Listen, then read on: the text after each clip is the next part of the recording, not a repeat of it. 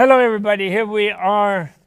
back with the Flower Ornament Sutra. Thomas Cleary, thank you so much. Nico Odysseus, the publisher of his book, thank you. So current publisher of Shambhala Publication, thank you so much. All the sentient beings who come to listen to this, thank you so much. And all of those who love Tibet and His Holiness the Dalai Lama, thank you so much for being here with us. And now we will turn to this, and I begin by reading the description of the female spiritual benefactor, Bodhisattva, an enlightening being called Asha, by whose mere presence people just are purified and happy and delighted. And all the people who do listen, and listening to this is Vajra Yoga, listening carefully to this vast ocean of language, of vision, of sensitivity, as the flower ornament or the garland, the Buddha-Garland Sutra. Garlands made of Buddhas, subatomic subtle energy Buddhas in every atom of the world. Innumerable living beings in all states of existence came from the 10 directions to the lay woman Asha, who was seated on a golden throne, adorned with a net of pearls from the ocean, wearing a tiara, her wrists adorned with bracelets of gold more beautiful than that of the heavens, her arms resplendent with jewels of glorious light, wearing earrings of pure deep blue gems, her head adorned with a veil of all kinds of jewels, her neck draped with a string of wish-fulfilling jewels. Those who came to her, afflicted with various sicknesses, filled with various addictions, immersed in various ideological views, covered by obstructions caused by actions, had their sicknesses alleviated when they saw Asha, just by seeing her. Their minds, freed from the defilement of addictions, the thorns of ideological views removed, the mountain of obstructions disintegrated, they entered the sphere of unobstructed purity, in which sphere of purity all their roots of goodness were clarified, the sprouts of spiritual faculties grew, and they entered the ocean of principles of omniscience. They recited the ocean of all mystic spells leading to mental command, came face to face with the ocean of all concentration media, began all holy vows, set all means of practice into operation, purified the means of accomplishing all virtues, proceeded according to wisdom characterized by the higher knowledges with unregressing breadth of mind, and became physically unattached and unobstructed, able to go everywhere. That's what she was like, Asha. And then he talks to her, and then she tells him about the samadhi she achieved. And then she says she can't really exhaust the virtues and the goodnesses of all the bodhisattvas, so he should go on to the next person. So then she sends him on, and he comes to Maitrayani, who is the 10th one who illustrates, because each of these 52 teachers that he sees, these spiritual friends, these spiritual benefactors, each one of them illustrates one of the 52 samadhis that are taught in the whole magical first part, the 2/3 of which are like over 1,000 pages. So now he comes to see Maitrayani, having left Simhaketu. There's another bunch of them. The last one, there was one Siddha who was unbelievable, who was sitting in I'm catching you all up, by the way, you who just joined, online. But I'm catching up my colleague in Vajra Yoga, Michelle. And one of them was this guy who was like a real rishi type, like with a deer skin and a big long hair. And he was a real like sadhu, And he was in a place where he was a Brahmin, but he was in a place where he had 4 bonfires going on 4 sides. And he was doing tapas and extreme austerities. And then behind him was a cliff of razor-edged stones going up quite high behind him. And so then Sudan asked him this question, how do I now I meet spiritual benefactor? What is it I know? How do I practice the Bodhisattva's way? How do I become a Buddha to save all beings? And it's all this kind of thing. And he said, well, I don't need to tell you anything. What you need to do, when he asked him this finally, after seeing him in this extraordinary setup, the guy says, well, you just climb this cliff behind me,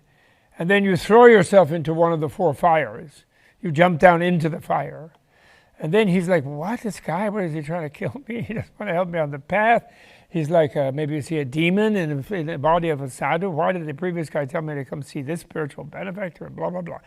And then all the Brahma gods come and say, oh, this guy is cool, and those fires are, you wouldn't believe, they're amazing, and they reach us in the Brahma heaven, and we this and that. And then the Nagas come, and Indra comes, and all of these deities and angels and high beings and gods come, and they say, oh, this guy,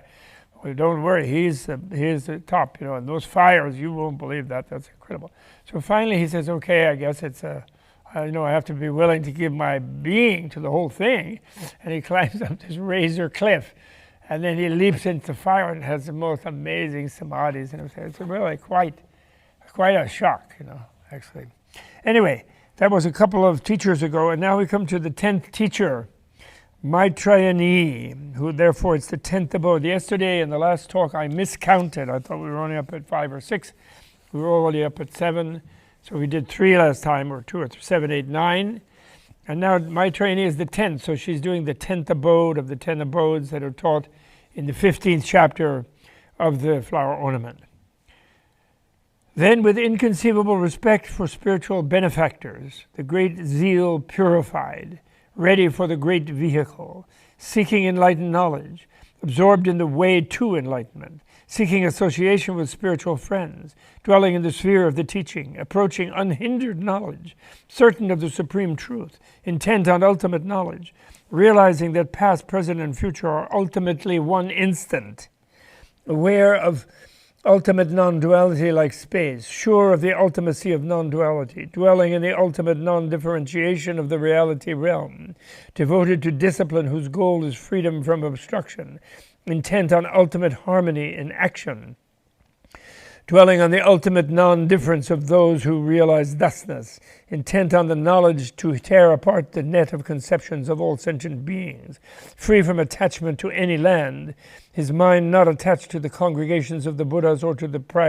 purities of the Buddha lands, perceiving all sentient beings as void of self or inherent identity, realizing that all sounds are like echoes and eminently aware that all forms are like reflections. Sudana gradually made his way to the city's Simha Vijambita, the lion's expansion, looking for the girl Maitrayani. He was told, the girl Maitrayani, daughter of the Raja Simhaketu, with a retinue of 500 girls, is up on the roof of a palace of radiant jewels, sitting on a seat set on sandalwood legs and draped with nets of strings of jewels and arrayed with celestial cloth, expounding spiritual teaching. Hearing this, Sudana entered the city, went to the house of the Raja, and stood at the outer foyer, desirous of seeing the girl Maitrayani. There he saw hundreds of thousands of people going in. He asked them where they were going and why they had come, and they told him they were going to Maitrayani to hear the teaching. He thought to himself, no one is prevented from going in, so he went in. Having gone in, he saw the palace of radiant jewels set on a crystal base, with pillars of lapis lazuli and walls of diamond, ornamented with 100,000 projections of gold, furnished with countless jewel mirrors, arrayed with world-illuminating jewels, spread with countless jewel nets, graced with inconceivable arrays of beautiful sounds from 100,000 golden bells shaken by the breeze. He also saw the girl Maitrayani, with dark eyes, black hair, and golden skin. Sudana paid his respects to her and said, by bowing and circumambulating, Noble one, I have set my mind on supreme perfect enlightenment, but I do not know how an enlightening being is to learn and carry out the practice of enlightening beings. She said, look at the adornments of my palace. Looking all around, in each wall, each pillar, each mirror, each figure, each formation, each jewel, each golden bell, each jewel tree, each jewel, each girl's body, each jewel necklace, he saw reflected images of the Buddhas in the cosmos, each with their first inspiration, spheres of practice and vows, manifestations of emergence in the world, mystical transformation and attainment of enlightenment, turnings of the wheel of teaching, and displays of ultimate extinction. This he saw in each and every object, just as the sun, moon, and stars in the sky are seen reflected in a clear, limpid pool of water. So did all the Buddhas of the cosmos appear reflected in each object of the luminous jewel palace. This as a result of the girl Maitreyane's past roots of goodness. Having viewed this, holding in mind the features of this supernal array of visions of Buddhas, Sudana joined his hands in a gesture of respect and turned his attention to Maitreyane's words. She said, I have attained the means of access to perfect wisdom from the arrangement of the totality. I sought this from Buddhas as numerous as grains of sand in 32 Ganges rivers, and those Buddhas introduced me to the means of access to perfect wisdom by way of the arrangement of the totality, through various ways of entry into it, each different. Sudana said, what is the sphere of this means of access to perfect wisdom by way of the arrangement of the totality? She said, focusing my attention on this means of access to perfect wisdom by way of the arrangement of the totality, meditating on it, following it, pondering it, contemplating it, making it familiar, keeping it in mind, putting it in order, putting it into effect, perfecting it, thoroughly examining it, I developed a mental control called facing in all directions, in the sphere of which mental control incalculable tens of hundreds of thousands of media of the teaching operate, assemble, become visible, become accessible, and develop. For example, the medium of Buddha lands, the medium of Buddhas, the medium of doctrines, the medium of all beings, the medium of the past, the medium of the future, the medium of the present, the medium of the limits of duration, the medium of virtue, the medium of provisions of virtue,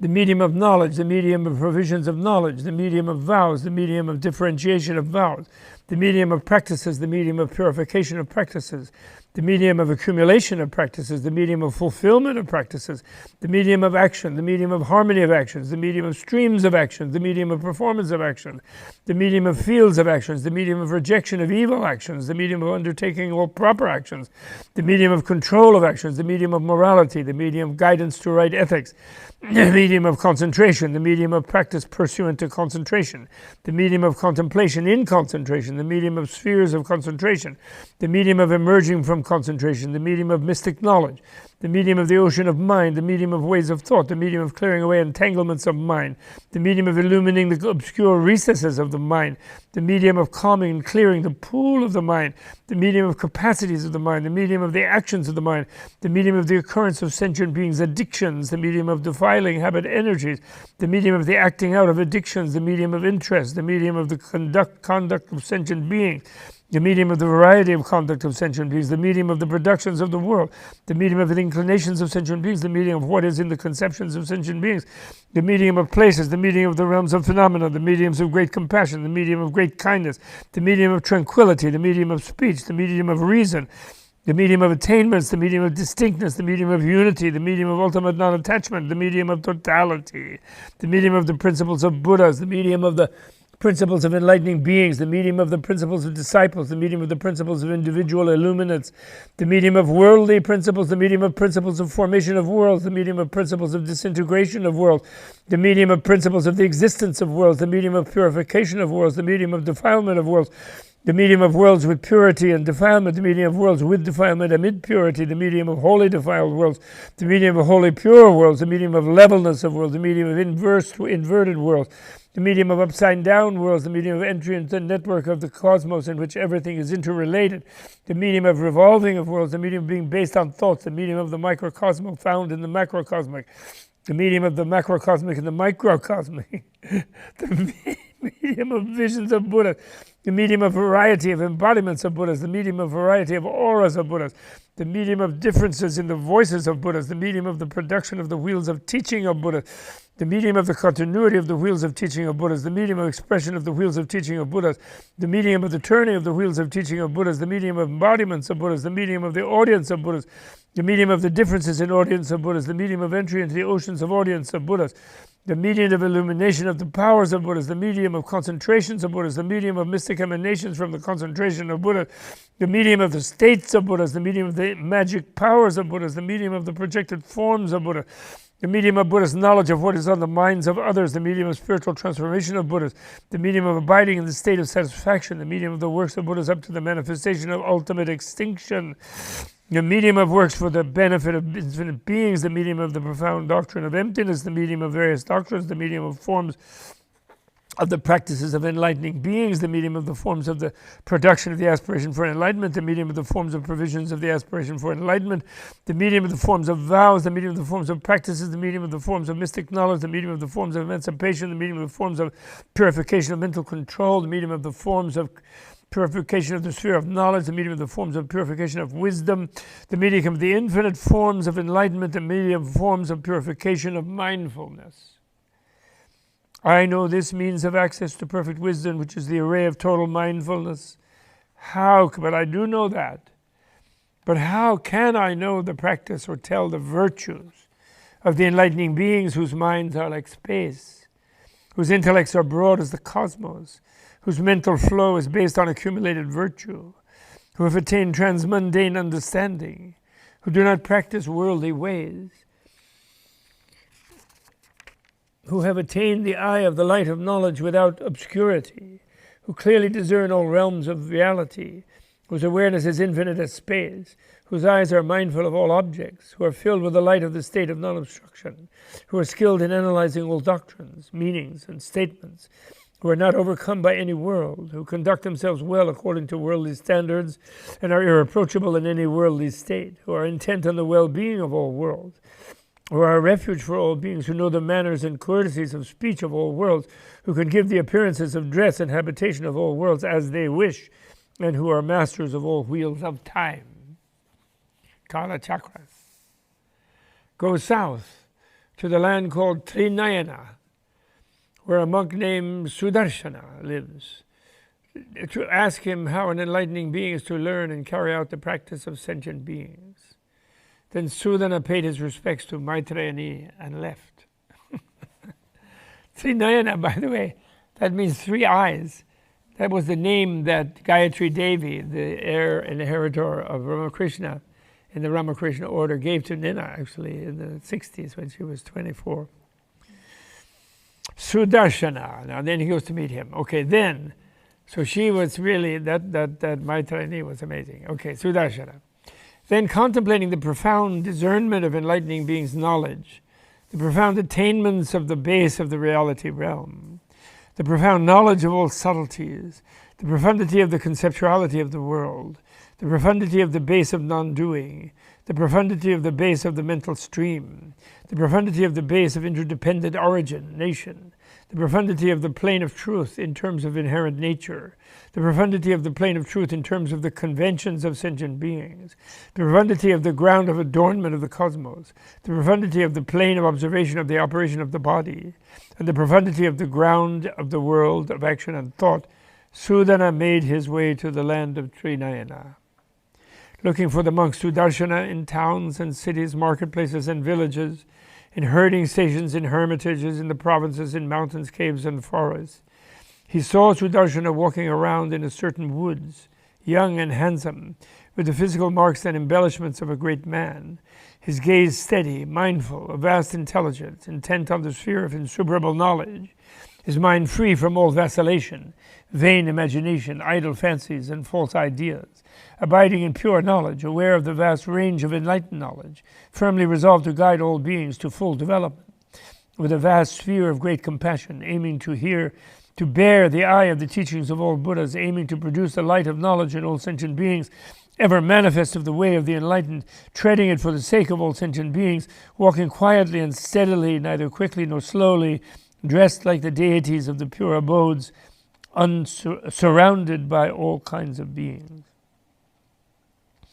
Furthermore, in front of Sudarshana as he walked were deities of direction who caused the world to turn. Footstep-following deities received his steps on jewel lotuses. Fire deities with inexhaustible spheres of light dispelled the darkness. Forest deities showered rain of flowering plants.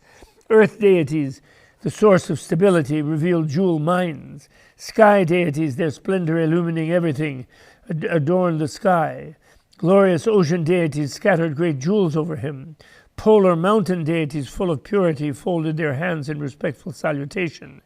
Wind deities of unobstructed power gave off a fragrant flowery breeze. Spring-like night deities prostrated their beautifully adorned bodies in respect.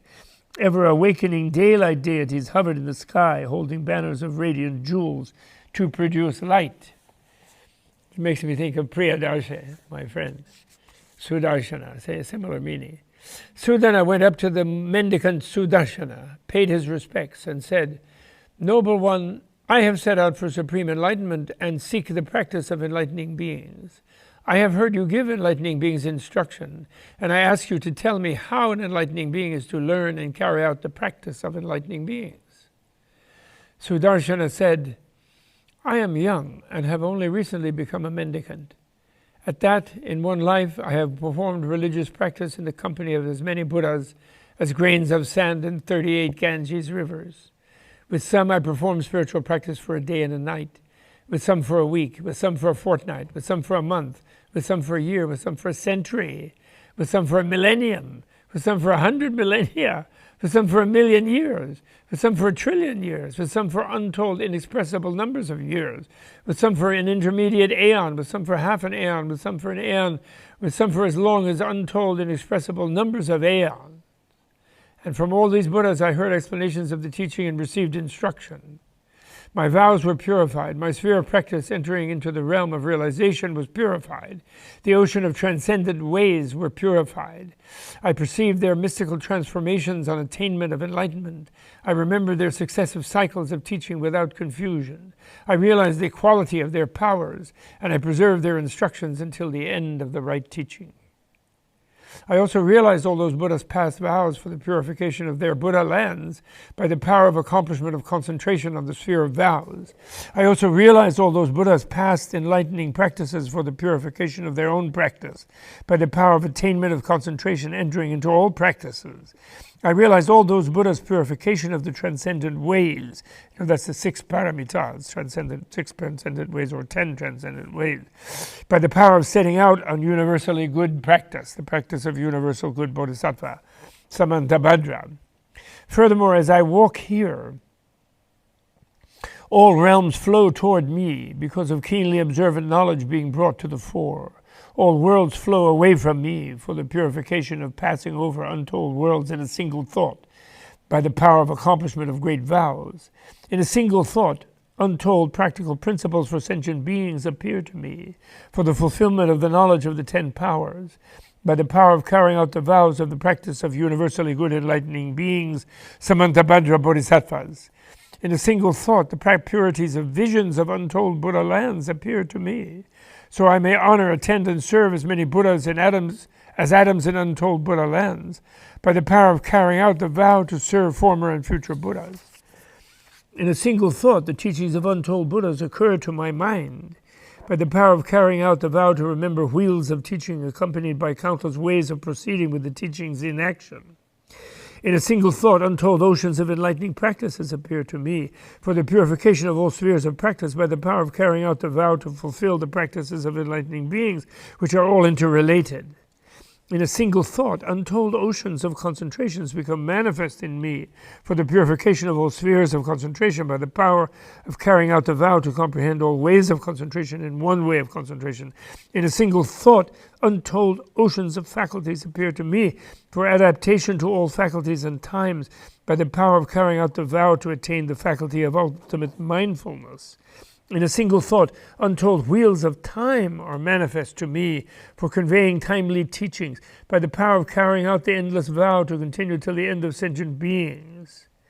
In a single thought, untold oceans of all past, presents, and futures appear to me for the definition of past, present, and future in all worlds by the power of carrying out the vow for illumination of comprehensive knowledge.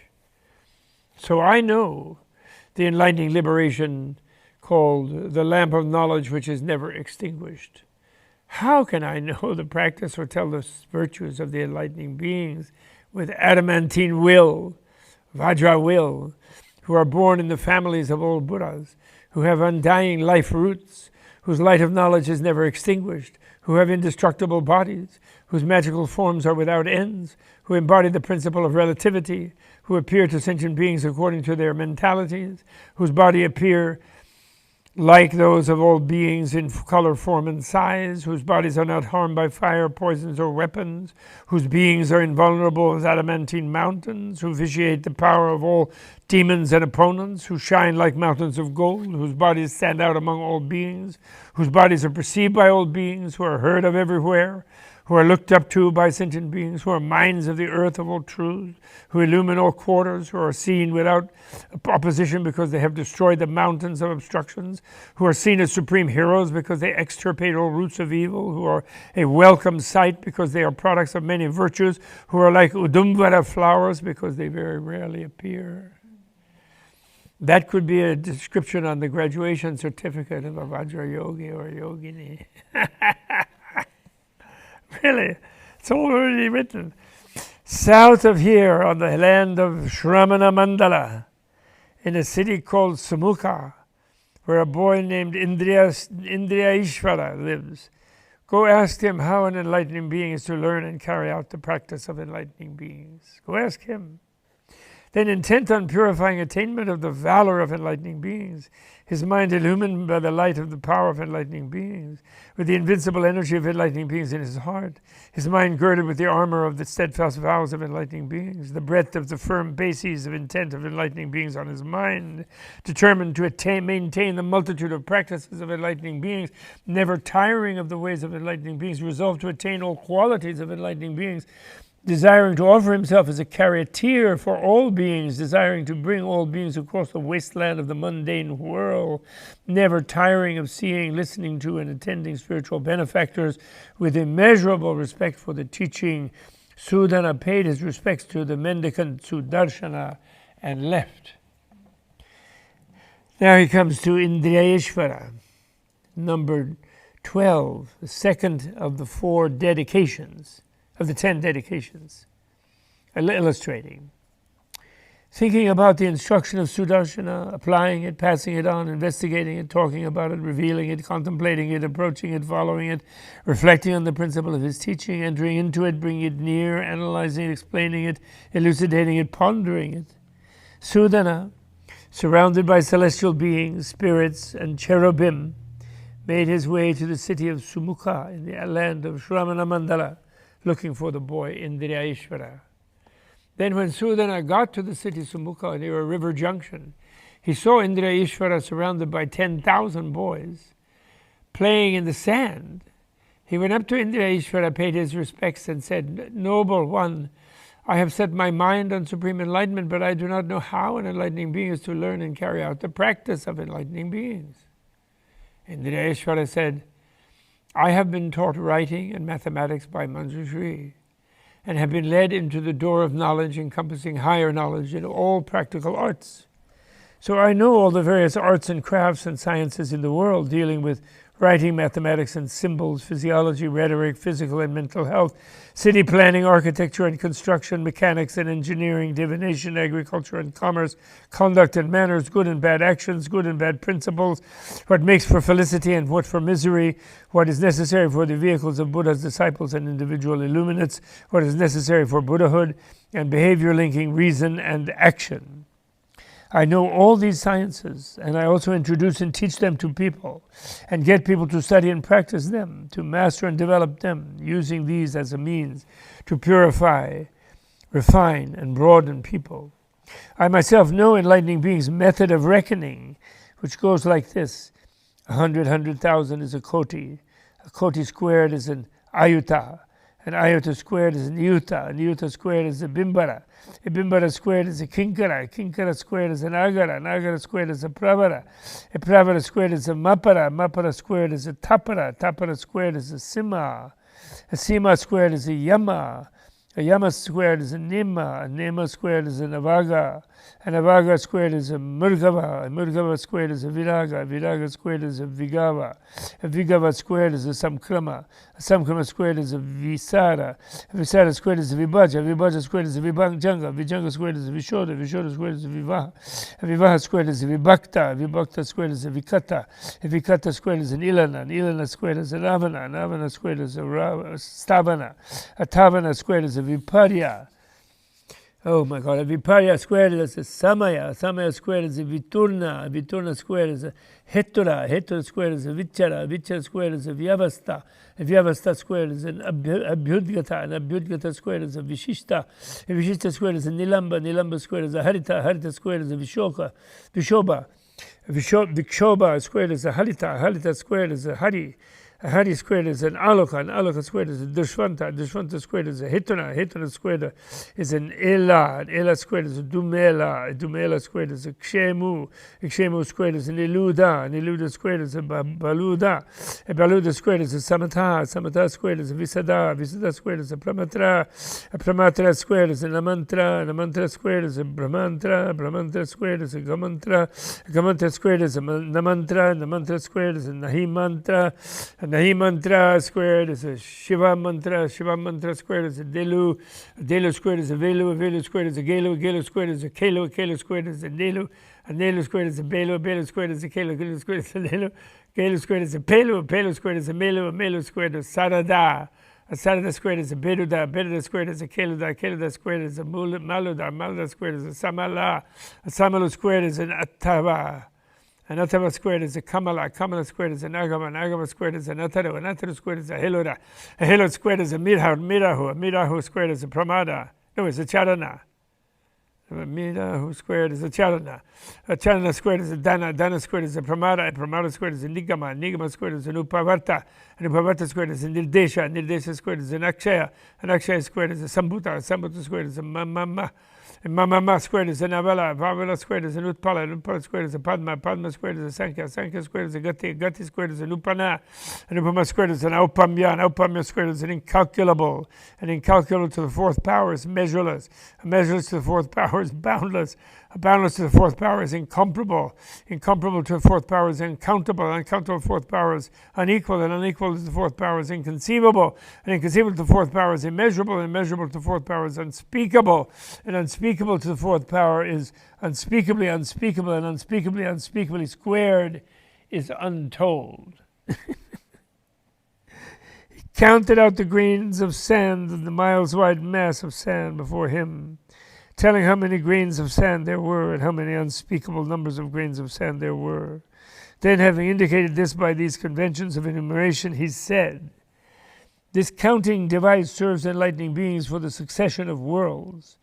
By this method of counting, they count the multitudes of worlds in the 10 directions. This method of counting serves enlightening beings in indicating the worlds in the 10 directions in an orderly continuum. By this method of counting, enlightening beings count the string of names of the worlds in the 10 directions.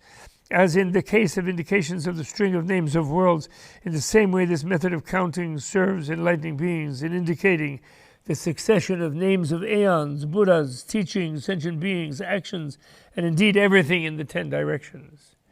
I know this light of knowledge of enlightening beings, which is characterized by higher knowledge of all arts and sciences.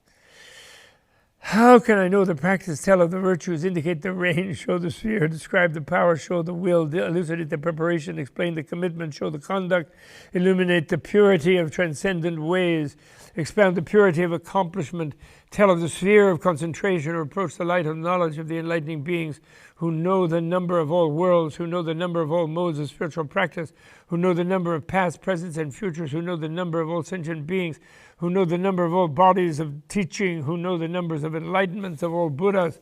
and who command the wheel of names of all the teachings. South of here is a city called Samudra Pratisthana, where lives a lay devotee named Prabhuta. Go ask her how an enlightening being is to learn and carry out the practice of enlightening beings." Having heard the words of the spiritual benefactor, Sudana was thrilled and overjoyed. He paid his respects and took leave of Indriyeshvara, having obtained the treasure of will that is rare and most difficult to attain, setting out to act benevolently toward all, freely able to perceive the successions emergence of Buddhas, intent on the wisdom to clarify the spheres of the teaching, intent on showing the various means of emancipation everywhere, aware of past, present, and future without confusion, his mind an inexhaustible ocean of virtue, in control of the light of great knowledge, having broken open the doors of confinement in the city of mundane existence. Now we come to Prabhupada, the 13th teacher. Then receiving the multitude of teachings of spiritual benefactors, as the ocean receives essential torrential rains. I should say about the previous one, we had several before where different teachers and teachings got into a samadhi of counting. And they all counted, and I was proud of myself that I went up to reciting all, because it was written in numbers after a while, and it went up to the nonillions. And by tens and ones and tens and hundreds and thousands and 100,000 and millions and tens of millions and 100 millions and billions and on like that. And I went up to the nonillions. And somehow then it gets to the unspeakable, the uncountable. So it's a kind of interesting samadhi of the critique of our sense of realism about the conventional illusory world of material objects perceived by our material sense like organs. So like that's the real wall, and that's really real to me. And therefore I cannot live in the realm, I cannot reach the realm of the subtle energy of samadhi, of the subtle body, of the deeper of the Dharma realm, Dharma reality, the Dharma Dhatu, and so on, the Vajra Dhatu. I cannot reach these realms because I have a falsely misplaced confidence in my habitual perception of the ordinary world. So the counting thing, and then once I do, I want to count how many windows are over there and what, and counting becomes, and this is the whole of scientific materialism, or scientistic materialism. It's the trap of that, because and these things show that you just go on and on, and infinity is not countable. And on the other hand, in a way, it's interesting here, instead of him just saying it's silly and you can't do it, he does it out to the really beyond in space and time, and then he comes back to the modes of spiritual practice, the past, present, and future Buddhas, and so on, and space and time. He comes to the reviving or going into the more subtle realm of the light of knowledge of enlightening beings, characterized by higher knowledge of all arts and sciences. So it embraces even all the counting, but it's marvelous. So anyway, that's why I read each one, even though the Sanskrit words, some of them mean different things. Lotus, lily, uncountable, expansive, similarity, they have different meanings. But they are all numbers, actually. Funny. Then receiving the multitude of teachings of spiritual benefactors as the ocean receives torrential rains without being filled, the sprouts of his faculties raised from clear ground and developed by the rays of light of knowledge of a sun-like spiritual benefactors, his body and mind cooled by the aura of light of teaching of the full moon of spiritual benefactors, having drunk the water of the teachings of spiritual benefactors like a herd of animals burnt by the heat of the summer sun, the lotuses of his mind opened like a blooming lotus pond by the instruction of spiritual benefactors, like water flowing from the snowy mountains,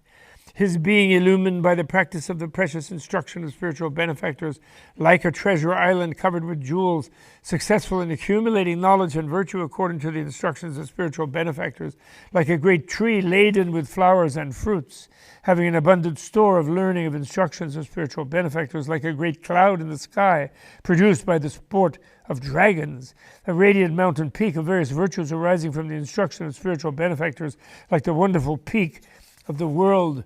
of the 33 heavens, full of pure qualities produced, that's Indra's heaven, at the top of the desire, toward the top of the desire realm, full of the pure qualities produced by the instructions of the spiritual benefactors, overpowering and invincible like the god Indra, surrounded by the deities of the 33 heavens, who conquers the leaders and hordes of titans. Sudana made his way to the city Samudra Pratisthana, looking for the devotee Prabhuta. He was told by the people there that Prabhuta was in her house in the middle of town. Sudana went to Prabhuta's house and stood before the entrance with his hands joined in respectful salutation. He saw that her house was very large, covered with precious ornaments, with doors on all four sides, arrayed with countless jewels, the result of the development of inconceivable virtues. Entering the house and looking around, he saw the devotee Prabhuta in a jeweled chair, young, slim, fresh, in the blossom of youth, radiantly beautiful, her hair hanging loose, wearing no ornaments on her body, clothed in pure white garments. Except for Buddhas and enlightening beings, no one came to that house whom she did not overwhelm by her appearance, her mastery of mind, her radiance, her voice, or her splendor. All who saw Prabhuta, whether human or celestial beings, thought of her as a teacher. Also in her house were arrayed 10 million seats, superior to those of celestials and humans, perfected by the deeds of enlightening beings. There were no provision of food or drink, or clothing or jewelry or other accoutrements to be seen in the house, except for a vessel placed before her. He also saw 10,000 ladies like goddesses standing before her, wearing celestial clothing and ornaments, with pleasing voices like goddesses. Those ladies, her attendants, responded to her word, waited on her, watched her, kept their attention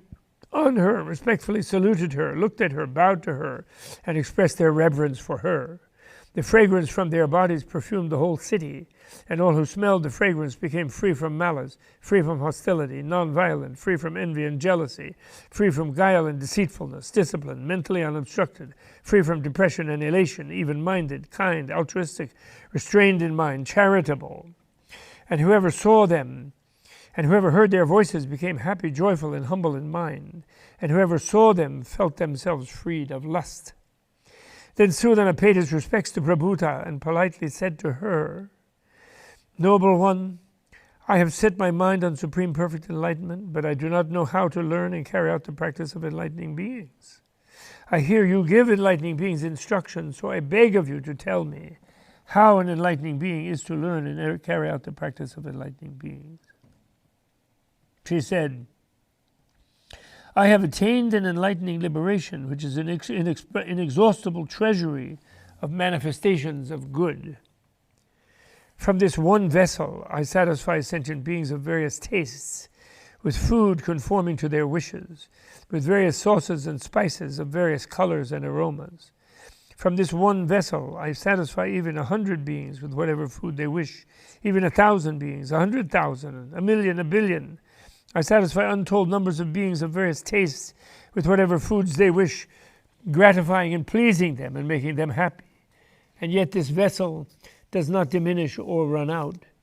In this way, if as many sentient beings as atoms in a continent or 4 continents or 1,000-world universe or 1,000,000-world universe or 1,000,000,000-world universe, or even if as many sentient beings as atoms in untold Buddha lands come to me with various tastes,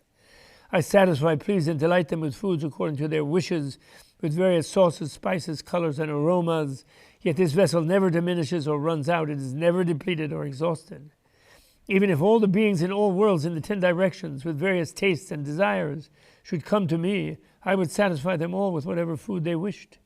And as with food, so also would I satisfy and please them with various kinds of drinks, various delicacies, various couches, various clothing, various flowers, various garlands, various fragrances, various incenses, various unguents, various aromatic powders, various jewels, various ornaments, various conveyances, various parasols, various banners, various pennants, and various kinds of utensils.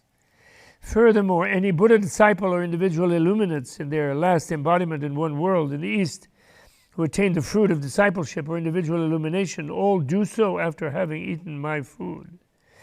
And as this is true in one world in the East, so it is true in 100 worlds, 1,000, 1,000,000, 1,000,000,000, 1,000,000,000, 1 quadrillion, in as many worlds as atoms in a continent, as many worlds as atoms in 4 continents, many worlds as atoms in 1,000-world universe, many worlds in a 1,000,000-world universe, as many worlds as atoms in a 1,000,000,000-world universe, up to as many worlds as atoms in untold Buddha lands.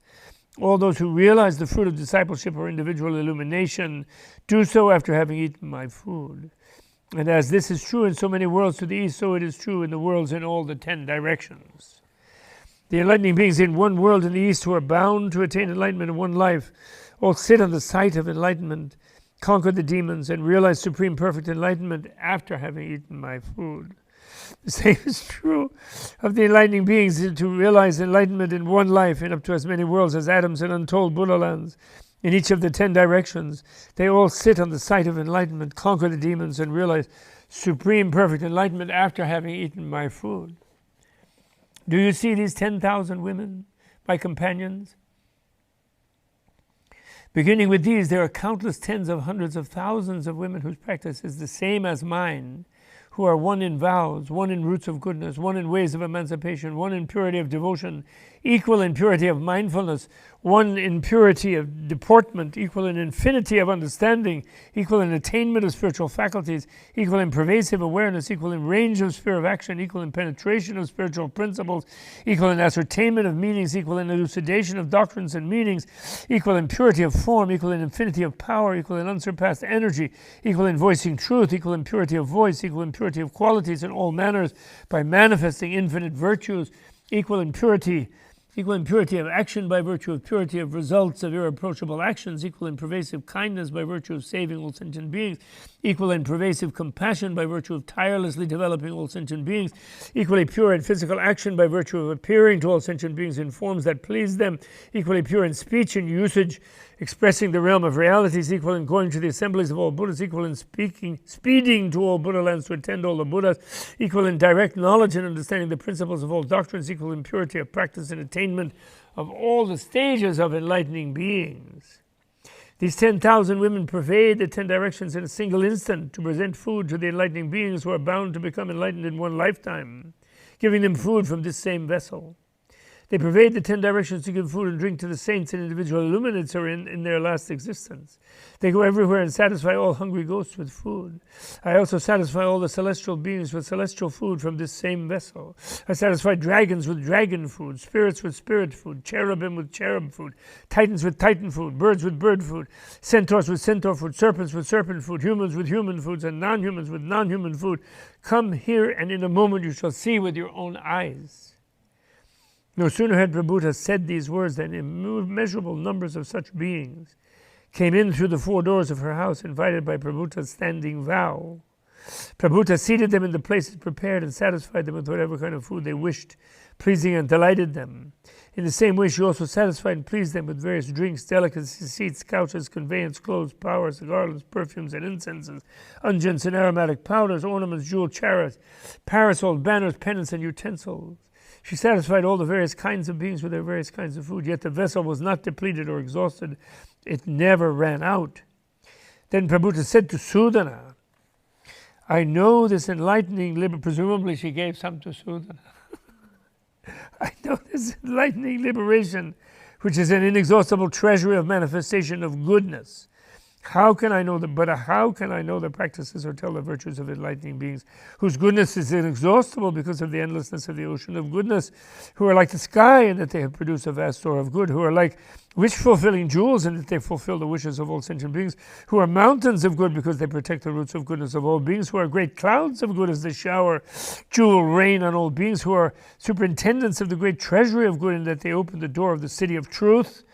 who are great lamps of good in that they dispel the darkness of destitution for all sentient beings. South of here is a city called Mahasambhava, where a householder called Vidvan lives. Go ask him how an enlightening being is to learn and carry out the practice of enlightening beings. Then Sudana, having enjoyed his food, paid his respects to the devotee Prabhupada, looked at her again and again without tiring of the sight of her, took his leave and departed. We dedicate the merit to all beings become as good as Prabhupada,